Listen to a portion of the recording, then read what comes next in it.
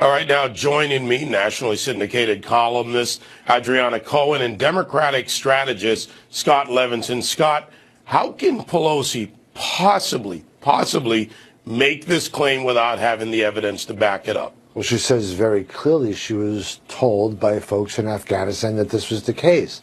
What I'm unclear about is, are we not sure that the president is being petty? Are we not sure that he's being unpresidential, both of which he proves every day?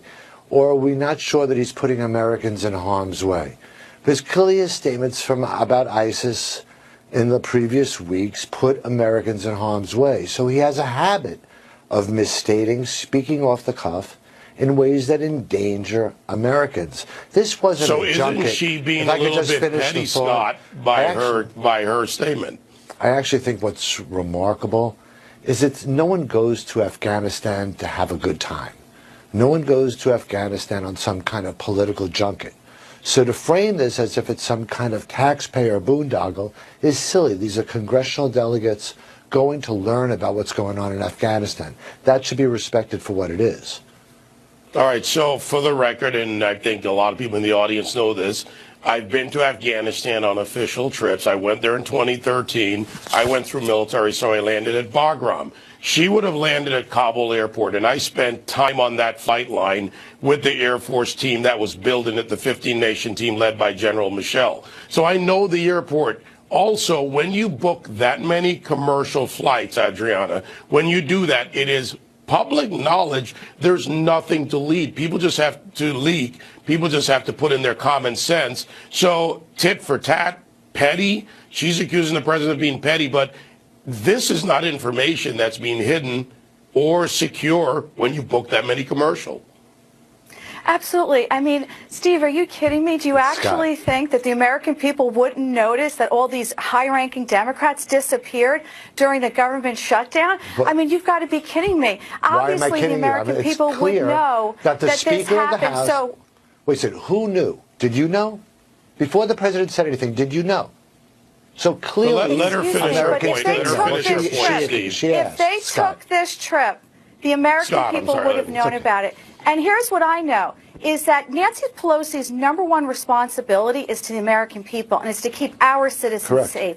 It is not the time for her to be jetting off overseas during a government shutdown when 800,000 American workers are 800 American workers are not getting paid. She should be securing the border, stopping drugs from coming in. How about we end the shutdown? If you're that concerned about the 800,000 workers, why don't we just end the shutdown? Okay, so to that point, Steve, to that point, how do you end the shutdown if you don't stay in Washington and do the work? Now, put aside the tit for tat and the pettiness, whatever anyone wants to call it.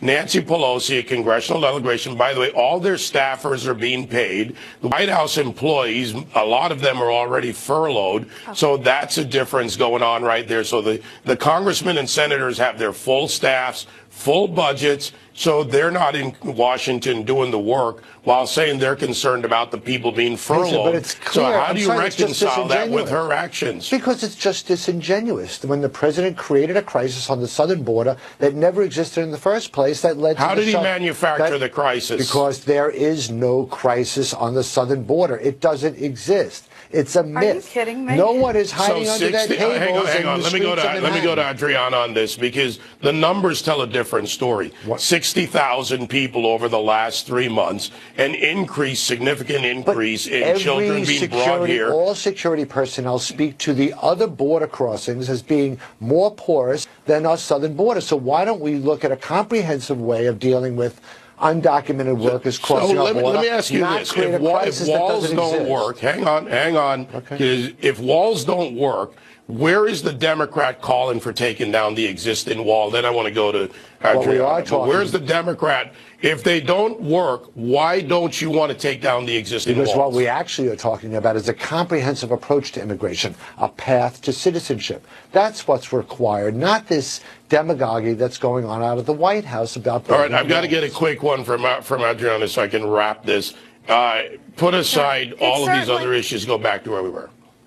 It's not a manufacturer crisis. I trust our Border Patrol. I trust ICE. They're all patriots. They're telling politicians, we need help. We need the wall. We need increased security. So this is not coming from, out of thin air. This is from the people on the ground who risk their lives for this country every single day. There are other border crossings that are more porous. Every one of them say that. All right, guys, I've got to wrap it here. Like Congress, this is not going to be resolved anytime soon. But Scott, Adriana, I want to thank you. Sorry about mixing your name up there. The passion of the moment.